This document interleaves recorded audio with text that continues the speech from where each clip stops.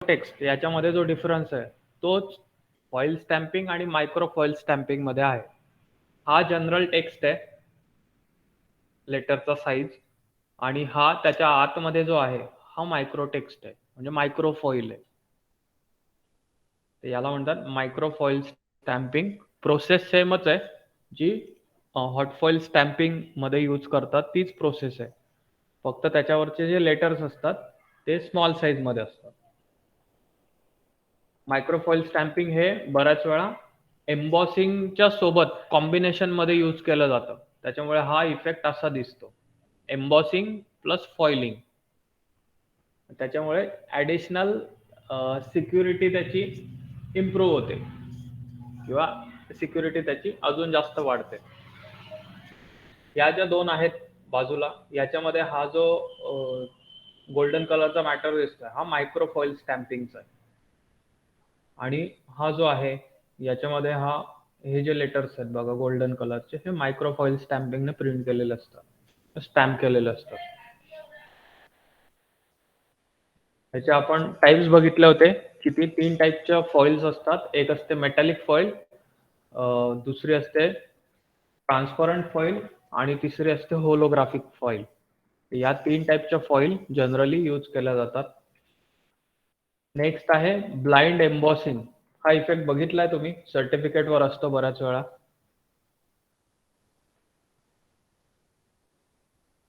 बघितलंय का? Yes sir. तर याला म्हणतात ब्लाइंड एम्बॉसिंग.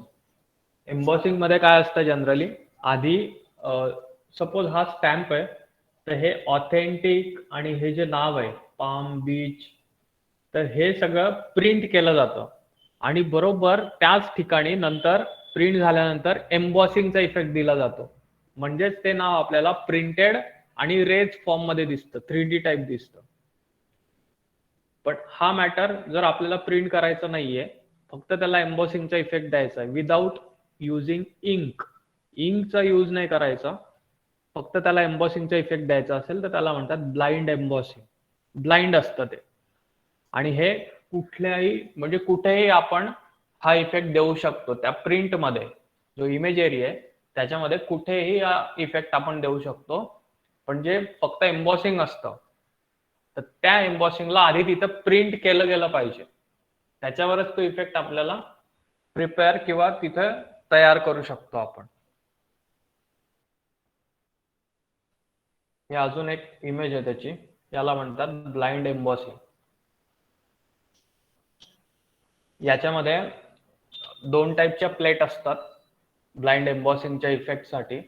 एक असते मेल, दुसरी असते फिमेल, किंवा एक रेज पोर्शन मध्ये असते आणि दुसरी सेम त्यालाच मॅच होणारी रिसेस पोर्शन मध्ये असते, आणि दोघांच्या मध्ये पेपर ठेवला जातो सबस्ट्रेट, आणि दोघं एकमेकांवर प्रेस केला जातात.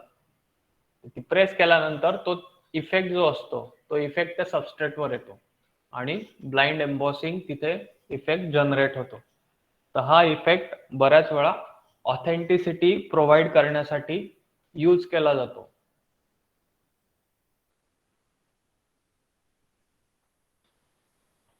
The blind embossing is the method of creating raised logos or characters without the use of ink.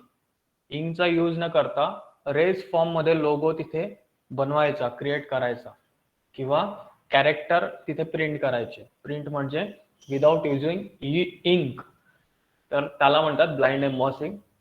Typically 2 metal dyes are used for this process. 2 मेटलचे डाय इथे यूज केले जातात ब्लाइंड एम्बॉसिंग साठी. 1 विथ अ रेज लोगो.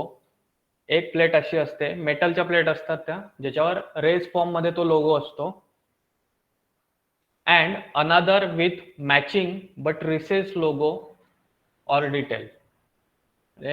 एक raise form मध्ये, आणि दुसरी जी plate आहे किंवा दुसरी जी डाय आहे ती रेज जी डाय आहे तिलाच मॅच होणारी पण रिसेस फॉर्म मध्ये, म्हणजे एकमेकांमध्ये त्या फिक्स होऊ शकतील अशा त्या डाईज असतात, आणि त्या इथे यूज केल्या जातात, आणि दोघांच्या मध्ये तो सबस्ट्रेट प्रेस केला जातो.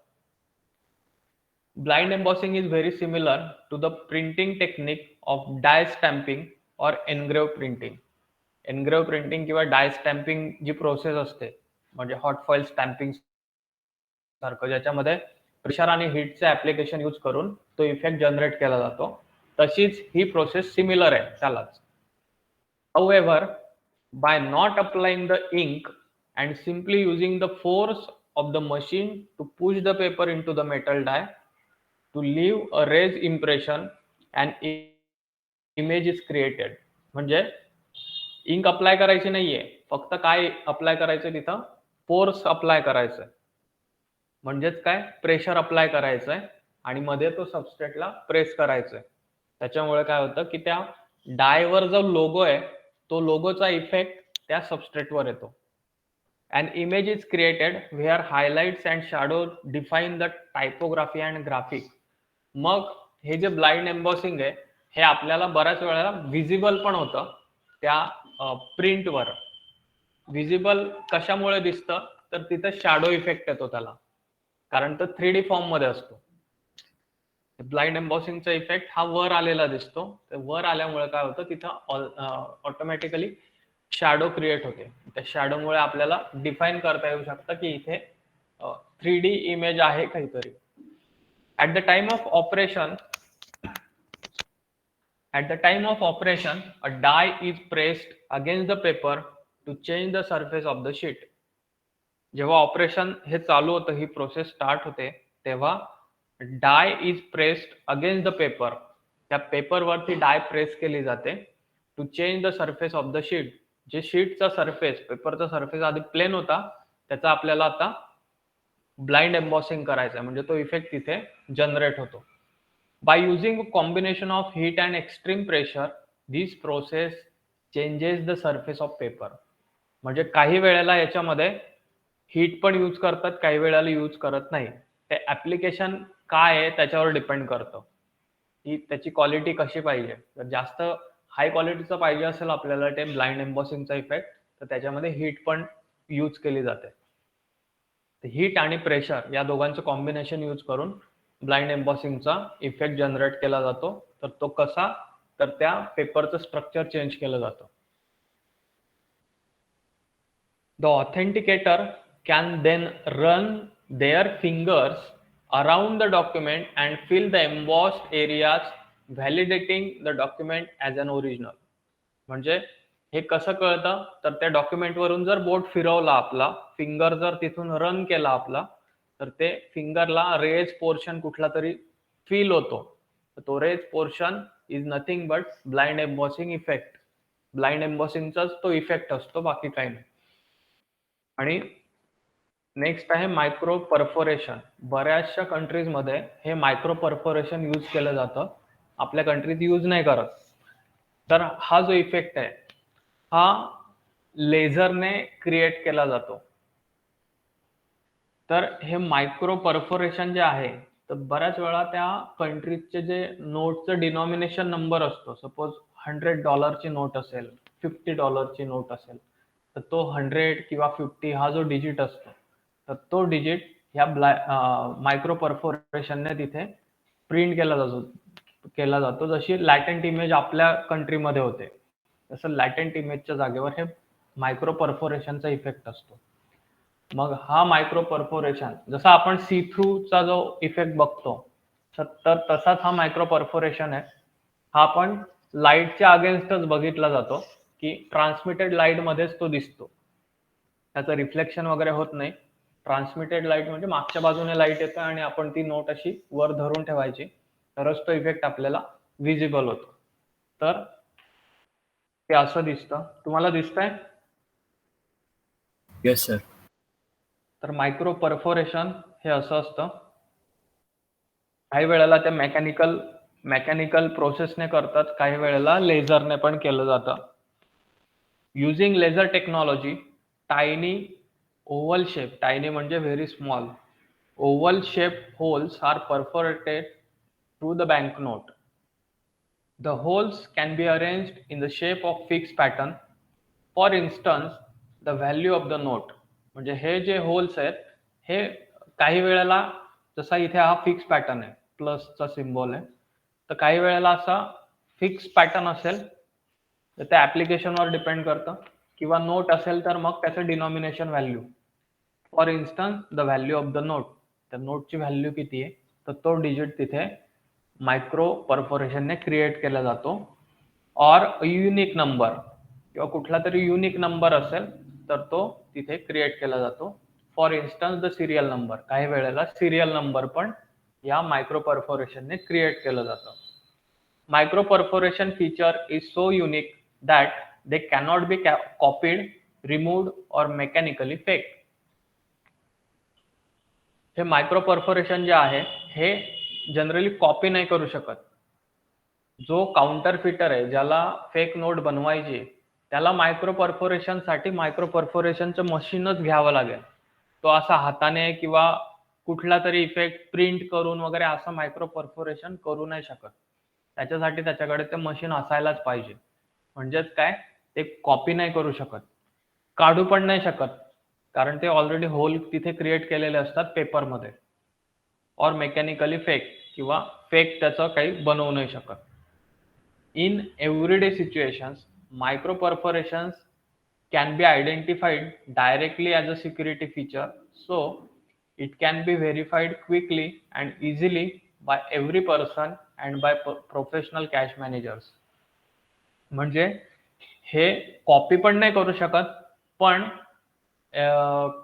कुठलाही व्यक्ती ते लगेच आयडेंटिफाय पण करू शकतो सिक्युरिटी फीचर म्हणून, की मायक्रो परफोरेशन आहे का, तर मग ही नोट रिअल असू शकते, जेन्युइन असू शकते, किंवा मायक्रो परफोरेशन नसेल तर ही नोट फेक आहे, असं इझिली आयडेंटिफाय होऊ शकतं ते. म्हणून मायक्रो परफोरेशन जनरली यूज केलं जातं. The micro perforation are not visible when looking down on a note. जर आपण जनरली जशी नोट बघतो तसं जर बघितलं तर ते दिसत नाही, but is clearly visible when the note is held up against the light. लाईटच्या अगेन्स्ट जर बघितली तर ती नोट, तरच ते मायक्रो परफोरेशन विजिबल होतं. This post-press security feature requires no additional equipment for checking or verification. हे चेक करण्यासाठी जसे UV विजिबल इंक असतात त्याच्यासाठी ते UV लाईट सोर्सची गरज असते, तर तसं याच्यामध्ये नाहीये. हे जनरली कोणीही चेक करू शकतं मायक्रो परफोरेशनचा इफेक्ट. पंचिंग, तर हा असा इफेक्ट असतो पंचिंगचा.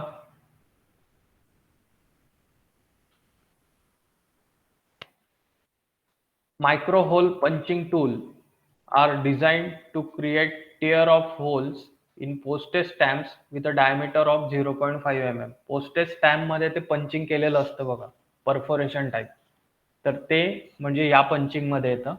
सिक्युरिटी फीचर म्हणून पण यूज केलं जातं.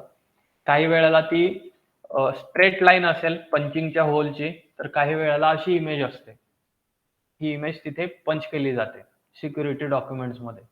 मग ते टेक्स्ट मॅटर असेल किंवा कुठली तरी इमेज असेल, ते त्याच्यानुसार ते पंच केले जातात ते होल्स, त्या डॉक्युमेंटची सिक्युरिटी एनहान्स करण्यासाठी.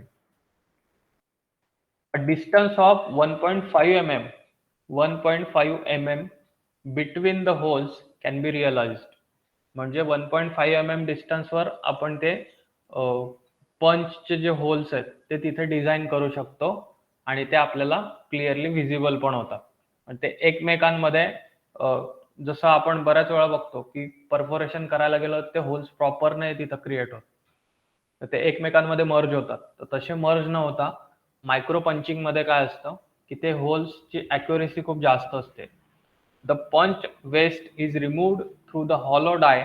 त्याच्याच खाली एक डाय असते, त्या डाय मधून ते होल्स, जसं आपण पंचिंग करतो फाईलमध्ये जे पेपर्स असतात, तर ते पंच करत असताना आपण काय करतो, ते प्रेस केल्यानंतर त्याचा हँडल जेव्हा प्रेस करतो तर जिथं पंच होतोय तिथला तो पेपर बरोबर तो सर्क्युलर तेवढाच पार्ट तिथून निघून त्या हॉलो डाय मध्ये जातो.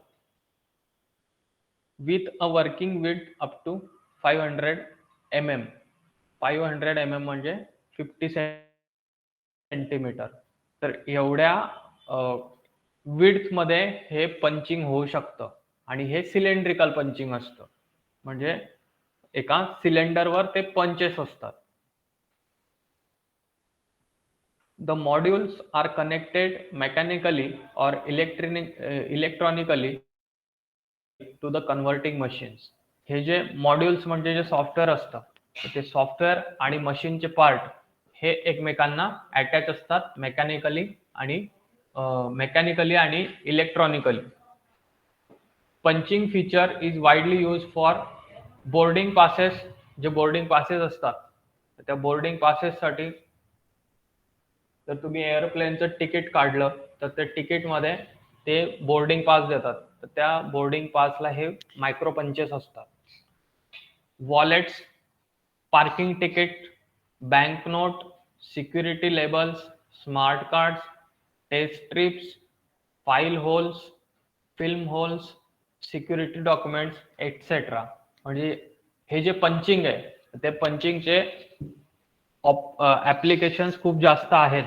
ते बऱ्याच ठिकाणी आपल्याला बघायला मिळतं पंचिंगचा जो इफेक्ट आहे तो. पण जनरली हा जो इफेक्ट आहे हा सिक्युरिटी डॉक्युमेंट्स मध्ये जास्त नाही यूज केला जात. जास्त जे यूज केले जातात हे मायक्रो परफोरेशन पर्यंतच यूज केले जातात. पण पंचिंगचा इफेक्ट हा यूज करतात पण जास्त यूज नाही करत.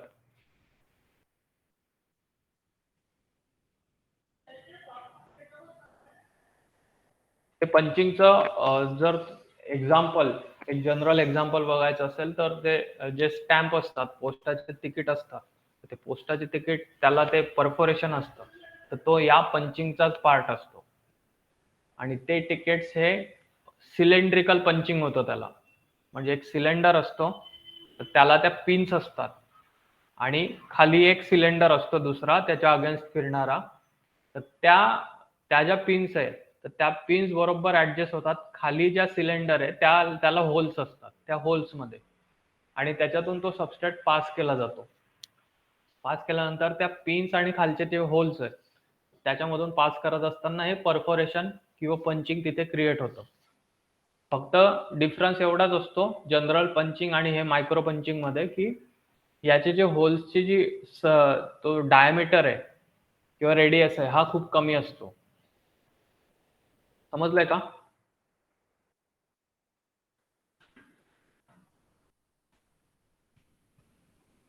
सर कोणाचा डायमीटर कमी असतो, पंचिंगचा का मायक्रो परफोरेशनचा?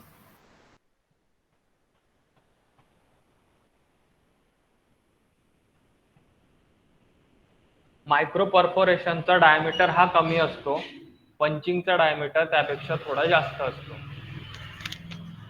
0.5 mm आहे ना हा, मायक्रो परफोरेशन? हो. आणि पंचिंग जे आहे, पंचिंग हे मायक्रो परफोरेशन कुठे असतं तर जनरली या नोटच्या आतमध्ये जे आपल्याला लाईन दिसते पूर्ण, पण जर मॅग्निफाइंग ग्लासच्या अंडर बघितलं आपण तर तिथं बारीक होल्स दिसतात. हा इफेक्ट तुम्ही कुठेतरी बघितला असेल. ते ब्रेल लिपी बघितली का? ब्रेल पॅटर्न बघितलाय कधी? ते ऍक्च्युली परफोरेशन नसतं, पण त्याचे होल्स जर बघितले तर ते खूप जवळ जवळ असतात एकमेकांच्या.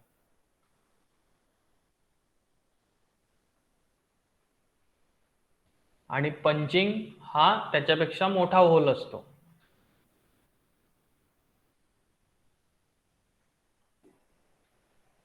सर याचं काय आहे, डायमीटर 1.5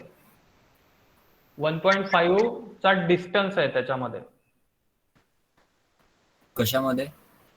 दोन होल्सच्या मध्ये. ओके, वन, हा. आणि 0.5 चा डायमीटर एका पंचचा. हा. आणि हा जो आहे परफोरेशन हा 0.5 पेक्षाही कमी असतो. ओके.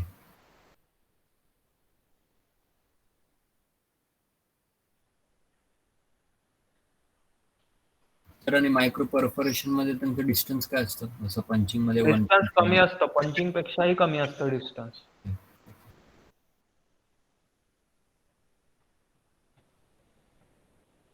तर इथे हा चॅप्टर नंबर 2 संपलाय. याच्यातला फक्त एक पार्ट राहिलाय, इंटिग्रेटेड टेक्स्ट पॅटर्न. त्याचं मला टेक्निकल कंटेंट काही मिळत नाहीये, तरी मी ट्राय करतो कुठून तरी घेण्याचा. माझ्याकडे बुक नाहीये आता. तर हा मी तुम्हाला मला नंतर लक्षात आणून द्या, हा आपण शिकणार आहोत इंटिग्रेटेड टेक्स्ट पॅटर्न. अदरवाईज आपलं पूर्ण हा चॅप्टर मधलं कव्हर झालंय. आपल्याला नेक्स्ट लेक्चरला चॅप्टर नंबर 3 स्टार्ट करायचं आहे आणि मी तुम्हाला या वीकेंड पर्यंत या 2 चॅप्टरचा जो स्टडी मटेरियल आहे ते प्रोव्हाइड करेल. Okay sir.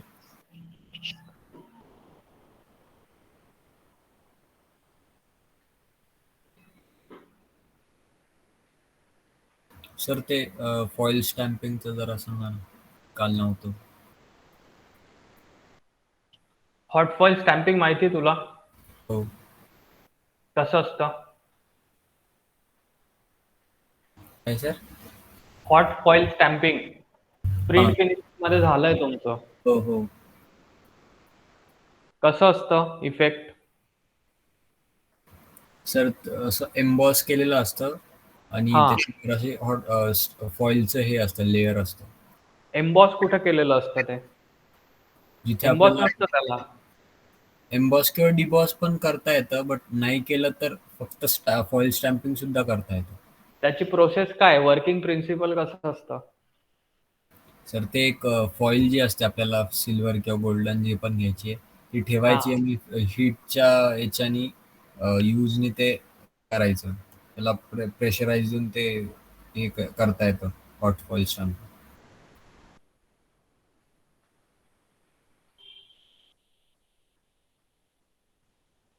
कशाला प्रेशर द्यायचं, कशाला हिट द्यायची?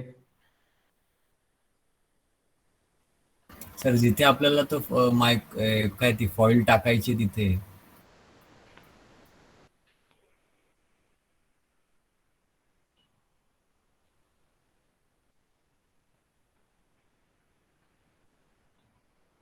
आवाज येतोय का तुला?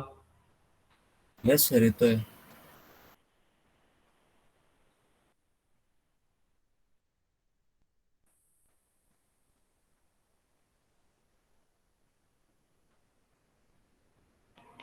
तर माझा येतोय का आवाज? हॅलो.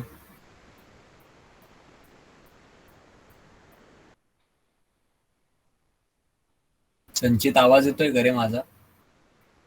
येतोय रे. सरांना येत नाहीये.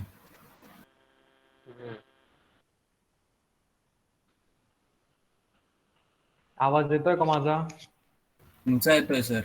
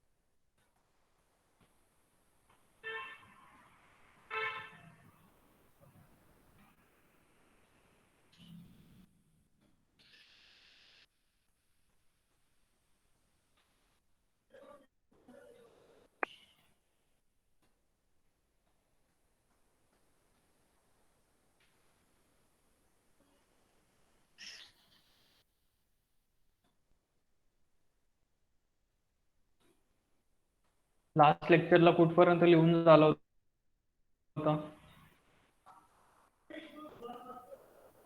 हे मायक्रो लाईन झालंय का? मायक्रोटेक्स पर्यंत झालो. हे कम्प्लीट झालं होतं? हो, हे झालं.